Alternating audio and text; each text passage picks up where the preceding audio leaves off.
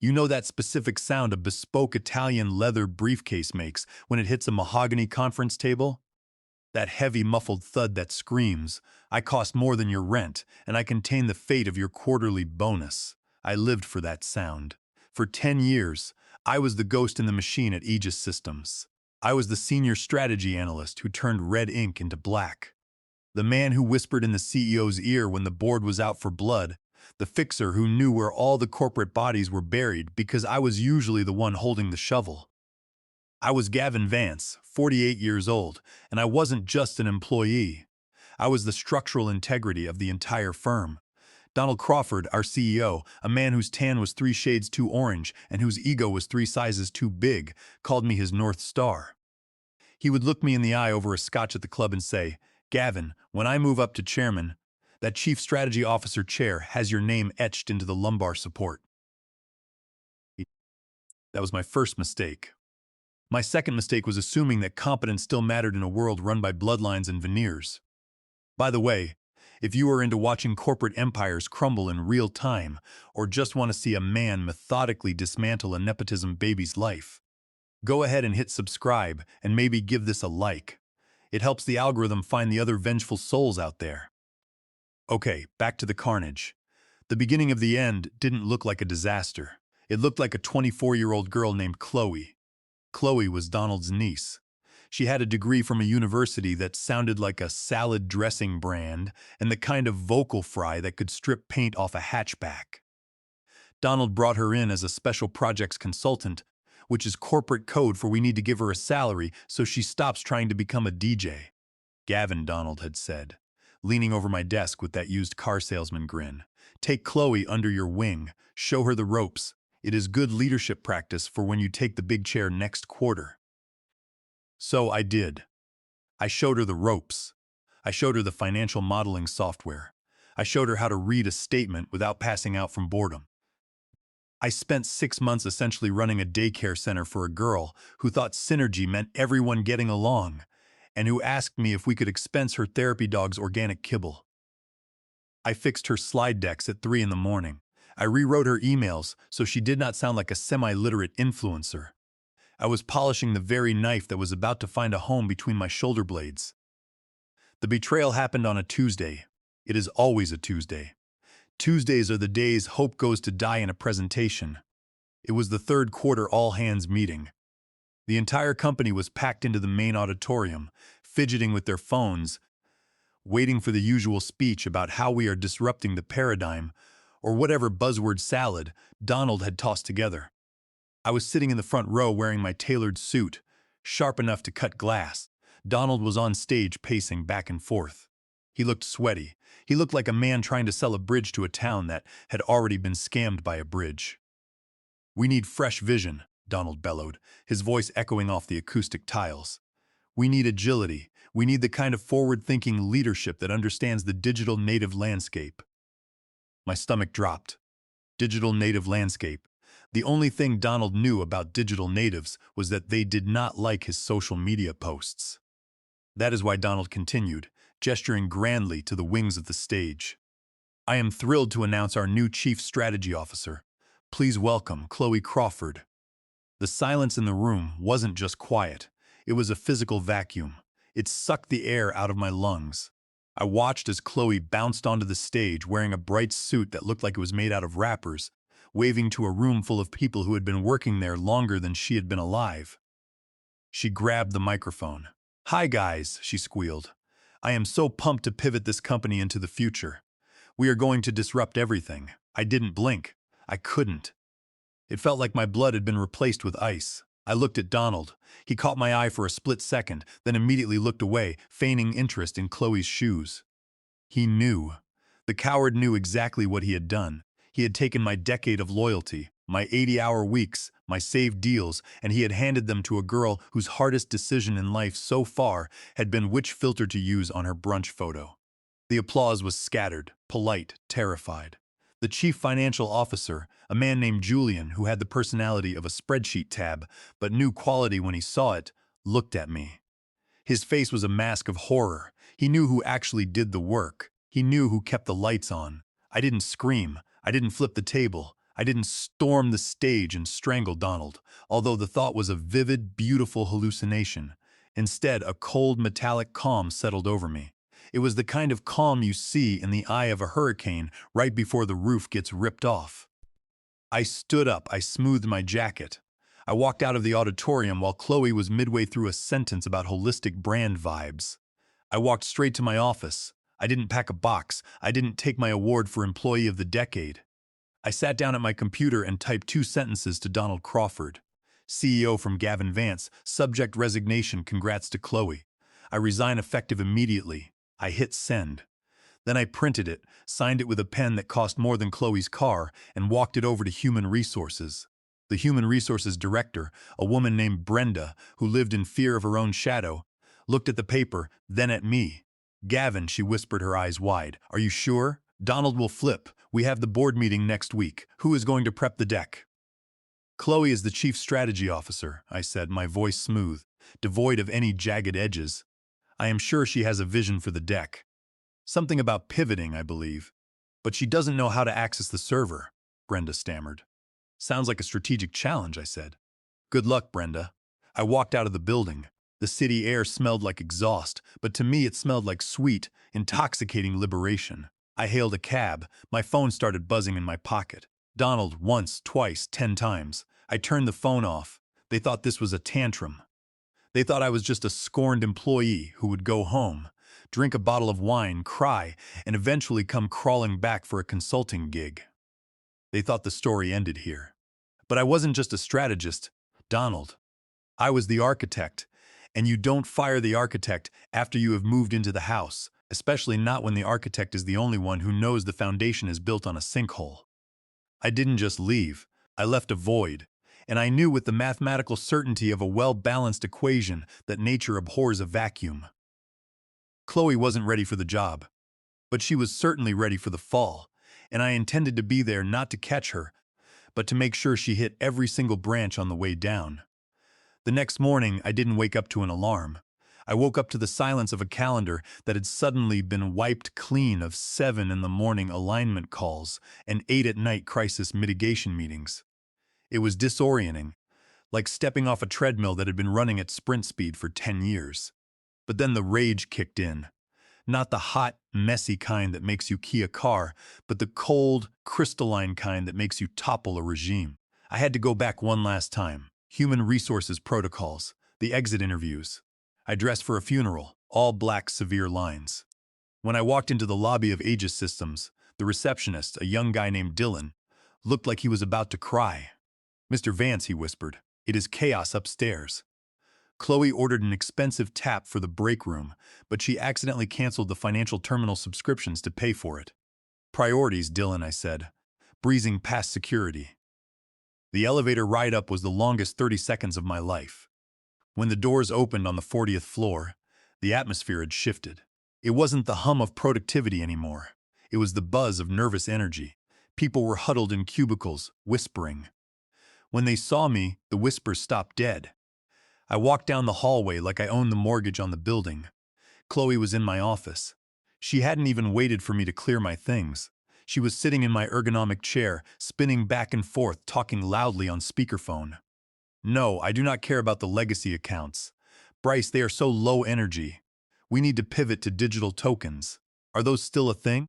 She saw me and stopped spinning. She didn't look ashamed. She looked annoyed that I was interrupting her visioning. Oh, hey, Gavin, she chirped. I was just vibing in here. The energy is way better than my cubicle. Hope you don't mind. Uncle Donald said it was cool. It is all yours, Chloe, I said, my voice flat. I am just here for my files. Totally, she said, waving a hand. Take whatever.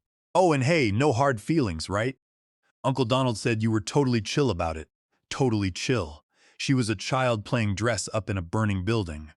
No hard feelings, I lied. Just a word of advice, Chloe. Watch the fourth quarter projections. The spreadsheet has a macro that automatically updates from the legal server. If you break the link, the federal compliance triggers a red flag. Her eyes glazed over. Macro. Is that like a diet thing? Something like that. I walked over to the filing cabinet. This was the moment, the setup. I unlocked the bottom drawer. Inside wasn't a stash of snacks or gym clothes. It was my in case of emergency leverage. But I didn't take it all. I took the personal items, my Rolodex of private contacts, the hard drive with my intellectual property. But I left one thing behind. A single slate gray folder placed conspicuously on the empty desk surface was labeled Internal Audit and Governance Gaps. Inside that folder was a memo I had written 6 months ago, detailing several procedural anomalies in how Donald handled the vendor contracts. It wasn't illegal yet. It was just sloppy, dangerous, the kind of thing a competent officer would read, panic over, and fix immediately to protect the CEO. Chloe wouldn't read it, or if she did, she wouldn't understand it. She would probably use the back of the pages to sketch logo ideas, but someone else would find it eventually. And when they did, it would be proof that the issues were known, documented, and ignored. "Are you going to take the plant?" Chloe asked, pointing to my dying indoor tree. "No," I said. "It needs sunlight and attention. I do not think it will survive the new administration." I walked out of the office, leaving the folder there like a loaded weapon on a coffee table. I went straight to human resources. Brenda was sweating. "Gavin, Donald wants to do the exit interview himself," she said, wringing her hands. "No," I said, "standard forms only." I signed the non-disclosure agreement regarding trade secrets. I take my accrued vacation pay and I leave. If Donald wants to talk to me, he can speak to my attorney. You have an attorney? I am a strategist, Brenda. I always have a contingency. I signed the papers. I didn't glance at the non-compete clause because I knew it was unenforceable in our state if the resignation was under constructive dismissal pretenses, which giving my job to a niece arguably was. But I wasn't going to fight them in court for a settlement. That was too small, too petty. I wanted the kingdom. Or rather, I wanted to watch the kingdom burn so I could roast marshmallows over the embers. As I walked to the elevator, Donald burst out of his corner office. "Gavin," he shouted. He looked disheveled. "Do not be dramatic. Come back inside. We can create a role for you, senior advisor. We will keep your salary the same." I turned and looked at him. The audacity was breathtaking. He wanted me to be the brain while Chloe wore the crown. He wanted me to do the work while she took the credit. All for the low price of my dignity. "Donald," I said loud enough for the entire floor to hear, "I do not do advisor, and I certainly do not do babysitting. You wanted a new direction. You got it. Enjoy the view." The elevator doors closed on his red, sputtering face. I walked out of the building with nothing but my briefcase and a single locked file folder tucked under my arm. It felt light, but the weight of what I was carrying in my head, the codes, the clauses, the buried bodies, was heavy enough to crush them all. I wasn't unemployed. I was just freelance. My first project was the demolition of Aegis Systems. To understand how I was going to gut Donald, you have to go back 3 years. It was a rainy November. We were courting Apex Holdings, a private equity firm with pockets deeper than the ocean and a reputation for being ruthless. We needed their money to scale. They needed a firm with high potential. It was a match made in capitalism. The negotiations were brutal. Apex sent their lead counsel, a man named Elias Thorne. Elias was a legend. He didn't argue. He just stared at you until you questioned your own existence. Donald was terrified of him. Donald liked deals that happened on golf courses with handshakes. Elias liked deals that happened in windowless rooms with massive contracts and blood oaths. I was the point person on the deal structure. Donald couldn't be bothered with the boring legal details. So, he delegated the work to me and our in-house counsel, a guy named Brian, who was mostly there to make sure we didn't accidentally sell the building. It was 2 in the morning on the final night of negotiations. The conference room smelled like stale food and high-stakes desperation. Elias was sitting across from me, looking completely refreshed. I was running on caffeine and spite. "We need a safeguard," Elias said, tapping his expensive pen on the table. "Apex is not in the business of funding vanity projects. If leadership fails, we need a trigger to protect our investment." Brian, our lawyer, bristled. "We cannot give you a board majority. Donald will not sign it. He needs to maintain control." Elias looked at me. He knew I was the one actually building the model. "Gavin, thoughts?" I looked at the draft. I knew Donald. I knew he was getting lazy. I knew he was already talking about bringing family into the business. And I knew that if things went south, I would be the one expected to fix it with no authority. I saw an opening. "What if we add a conditional clause?" I suggested, keeping my voice steady. "Not a board majority by default, but a competency trigger. If specific metrics drop below a certain threshold for 2 consecutive quarters, or if there is a material breach of governance protocols, Apex gets temporary voting override to restructure the leadership. Brian frowned. Donald will not like restructure. Call it strategic realignment capability, I said. He loves the word strategic. He will not read the definition. Elias narrowed his eyes. He looked at me. Really looked at me for the first time. He saw exactly what I was doing. I was building a fire escape for the investors and a trapdoor for the CEO. Article 7D, Elias said, a small, terrifying smile touching his lips. Strategic realignment due to governance failure or material mismanagement. We drafted it right there. The language was dense, buried deep in the middle of the shareholder rights agreement. It defined material mismanagement broadly, including hiring of unqualified executive personnel without independent board review and gross negligence regarding compliance reporting. The next morning, Donald breezed in to sign the final documents. He was hungover, wearing sunglasses indoors. "Did we get the valuation we wanted?" he asked, hovering the pen over the signature line. "Yes," I said. "We got the money, and you still have 51% voting rights as long as the company performs." "Donald," I said, "it is all standard." "Great. Boring legal nonsense." He laughed and scrawled his signature. He didn't read a single word. He didn't even flip the page. He was too busy thinking about the press release. Elias shook Donald's hand, but he looked at me. There was a moment of silent acknowledgement, a nod. Game recognized game. That document, the shareholder rights agreement, was currently sitting in a vault at Apex Holdings. Donald had a copy in his office safe, probably under a stack of golf magazines. He had forgotten Article 7D existed, but I hadn't. Article 7D wasn't just a clause, it was a kill switch. And Chloe, with her complete lack of regulatory knowledge, wasn't just pressing buttons in the cockpit. She was dancing on the launch codes. All I had to do was wait for the material mismanagement to become undeniable. Based on what I had seen in her first 24 hours, I wouldn't have to wait long. I had the map. I knew where the mines were buried. Now I just had to watch them step on every single one. It took exactly 3 weeks for the wheels to come off. I wasn't surprised by the crash. I was surprised by the velocity. It was like watching a toddler try to pilot a commercial airliner. I was sitting in my apartment wearing sweatpants, sipping coffee and watching the stock ticker. Aegis Systems was holding steady, but the internal chatter on the anonymous corporate gossip apps was a massive fire. New officer just banned our spreadsheet software because it is not visually inspiring. We have to submit budgets in graphic design programs now. Anonymous employee, is it normal for strategy meetings to start with a vibe check and end with a group chat? Asking for a friend who wants to quit. Verified Aegis employee. Chloe was busy disrupting. Her first major initiative was something called Project Neon. From what I could gather from my former contacts who were texting me frantically at all hours, Project Neon was a complete rebrand of our core business to business service offerings.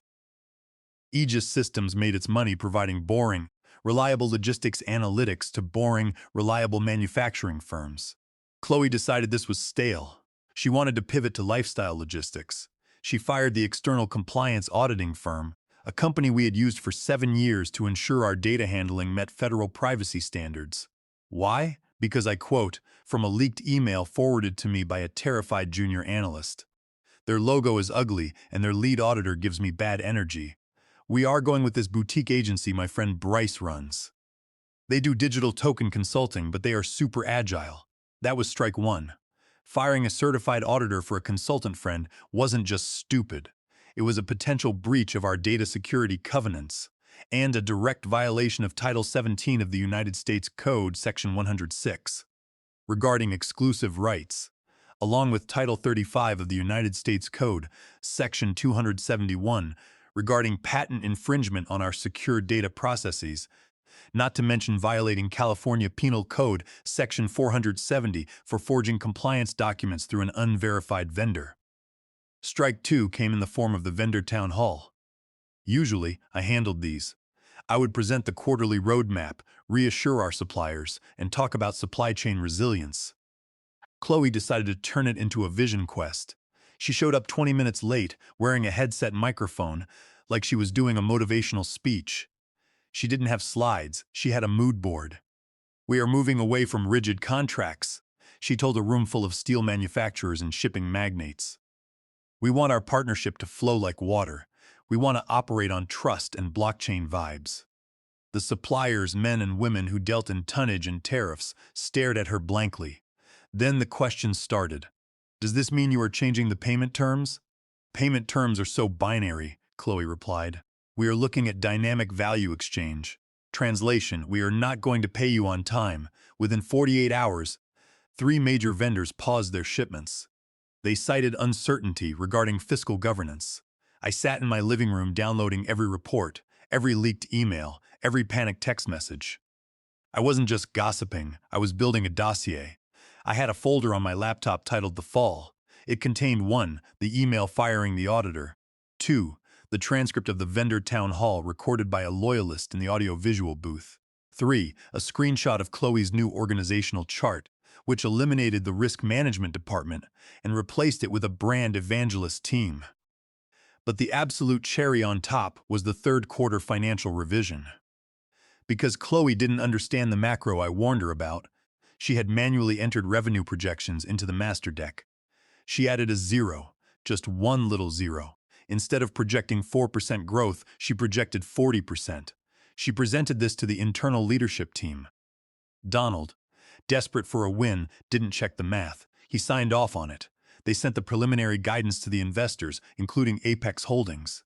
It was fraud, accidental, incompetent fraud, but fraud nonetheless. In the corporate world, stupidity is not a legal defense. I looked at the document on my screen, the 40% growth slide. Oh, Chloe, I whispered to the empty room. You just handed me the weapon. It was time. I didn't want to go back to Aegis Systems. I didn't want my job back. I wanted justice. And justice in my world wore a bespoke suit and carried a very thick briefcase. I picked up my phone and dialed a number I hadn't called in 3 years. Elias Thorne's office, the assistant answered. This is Gavin Vance, I said. Tell Elias I have an update on Article 7D and tell him to bring the good wine. The wine bar was dark, expensive, and quiet enough to plan a hostile takeover. I was sitting in a corner booth, a glass of water untouched in front of me. On the table sat the physical copy of my dossier, bound in nondescript black leather. Elias walked in at 7 in the evening. He hadn't aged a day since the deal 3 years ago. He slid into the booth opposite me, his eyes scanning the room for eavesdroppers before locking onto mine. Gavin, he said, his voice a low rumble. You look rested. Unemployment suits you. Consulting, Elias, I corrected. I am a free agent. Of course. And I assume this meeting is not just to catch up on old times, he gestured to the black binder. I hear you received the preliminary third quarter guidance from Aegis Systems yesterday, I said, skipping the pleasantries. Elias nodded, taking a sip of the water the waiter had placed. Aggressive numbers. Donald is bullish. 40% growth in a stagnating logistics market. It is a miracle. It is a typo, I said. Elias froze. The glass hovered halfway to his mouth. Excuse me. I slid the binder across the table, opened to the third section. He opened it. He saw the side-by-side comparison. My original model showing 4% growth and Chloe's Project Neon slide showing 40% with the manual entry clearly highlighted. She broke the formula link, I explained. She thought the cell looked lonely, so she typed in a number that felt right. Donald signed off on it without an audit because he is too busy trying to convince the board that Chloe is a prodigy. Elias stared at the page, his jaw tightened. If this is true, they just submitted false guidance to a majority shareholder. That is securities fraud. It is material mismanagement, I said, emphasizing the phrase we both knew by heart. Turn to the fourth section. The fourth section was the email chain regarding the firing of the compliance auditor and the hiring of Bryce's digital tokens consulting shack. Elias read it. He read it again. He closed his eyes for a brief moment as if praying for patience. She fired the certified auditors for a vibe mismatch, and she replaced them with an uncertified entity owned by a personal friend, I added. That triggers the vendor integrity clause in the investment agreement. It is a breach of covenant, Elias. He closed the binder. He placed his hand on top of it, claiming it. The shark smelled blood. Why are you giving me this, Gavin? He asked, studying my face. You want the CEO chair? Is that the play? We invoke 7D, decapitate Donald, and install you as the savior. I took a sip of my drink. It was crisp, cold, perfect. No, I said, I do not want the chair. I do not want to fix the mess she made. I have spent 10 years fixing Donald's messes. I am done being the janitor. Then what do you want? I want the record corrected, I said. I want them to know that competence is not hereditary. And I want to watch the look on Donald's face when he realizes that the boring legal nonsense he ignored is the thing that ends him. Elias smiled. It wasn't a nice smile. It was the smile of a man who just found a loophole the size of a truck. Article 7D requires an emergency board session, he said, his mind already working through the bylaws. We can call it for governance concerns. We do not have to specify the evidence until we are in the room. Tuesday, I said. The board meets on Tuesday. Tuesday it is, Elias said. He tapped the binder. You are thorough, Gavin. You always were. I built the house, Elias. I know exactly where the load-bearing walls are. You know, he said, signaling for the check. If we execute this, the stock will take a hit. Short-term pain. Better than a long-term death spiral, I countered. You are cutting out the rot, and what happens to you? I will be fine, I said. I have a front-row seat. We stood up. Elias shook my hand. His grip was firm, cold. You are a dangerous man, Gavin Vance. I am just a strategist, Elias. Strategy is just the art of making sure the consequences land on the right people. He left with the binder. I stayed for another drink. I watched the rain streak against the window. Somewhere uptown, Chloe was probably ordering custom beanbag chairs for the boardroom, thinking she was winning. She didn't know that the paperwork for her eviction had just been filed. The weekend before the Tuesday board meeting felt like the heavy static charged air before a tornado touches down. I stayed offline mostly, but the ripples were impossible to miss. Chloe had announced Project Neon would launch on Monday. The internal leaks were tragic. On Monday morning, the launch happened. It was a disaster. The website crashed because they hadn't paid the server hosting fees. Chloe forgot to forward the invoice to accounts payable.